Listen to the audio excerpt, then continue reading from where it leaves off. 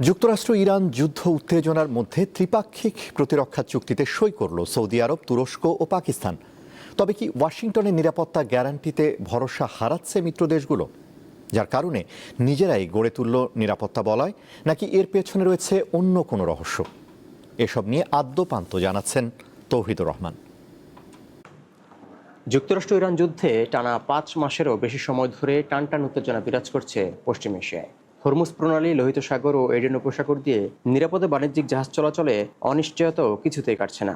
এমন উত্তপ্ত পরিস্থিতির মধ্যে ত্রিপক্ষীয় প্রতিরক্ষা জোট গঠনে তড়িঘড়ি করতে দেখা গেল সৌদি আরব, তুরস্ক ও পাকিস্তানকে। যুদ্ধ উত্তেজনার মধ্যে যৌথভাবে ৩ মার্কিন মিত্র দেশের প্রতিরক্ষা সহযোগিতা জোরদারের পদক্ষেপটি রহস্যের জন্ম দিয়েছে। জনমনে ঘুরপাক খাচ্ছে হাজারো প্রশ্ন। এর মধ্যে যুদ্ধ কূটনীতি কোনো কিছুতেই ইরানকে বাগে আনতে না পারায় যুক্তরাষ্ট্রের নিরাপত্তা গ্যারান্টির উপর মিত্ররা ভরসা হারাচ্ছে কিনা তা নিয়ে জল্পনা চলছে। অনেকেই মনে করছেন ইরানে হামলা চালানোর পর মিত্র দেশগুলোকে তেহরানের পাল্টা হামলা থেকে রক্ষায় ব্যর্থ হয়েছে ওয়াশিংটন। আর এর জন্যই যুক্তরাষ্ট্রের মিত্র হওয়া সত্ত্বেও ন্যাটোর আদলে প্রতিরক্ষা জোট গঠনের সিদ্ধান্ত নিতে হলো সৌদি আরব, পাকিস্তান ও তুরস্ককে, যার মাধ্যমে হয়তো নিজেদের সুরক্ষায় নিজেরাই নিরাপত্তা বলয় গড়ে তুলতে উঠে পড়ে লেগেছে।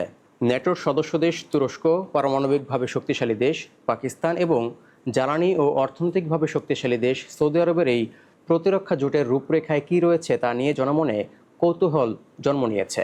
সংশ্লিষ্ট সূত্রের তথ্য বলছে, যৌথ সামরিক মহড়া, গোয়েন্দা তথ্য আদান প্রদান, যৌথ সামরিক সরঞ্জাম উৎপাদন এবং উন্নত সামরিক প্রযুক্তি হস্তান্তর মূল লক্ষ্য।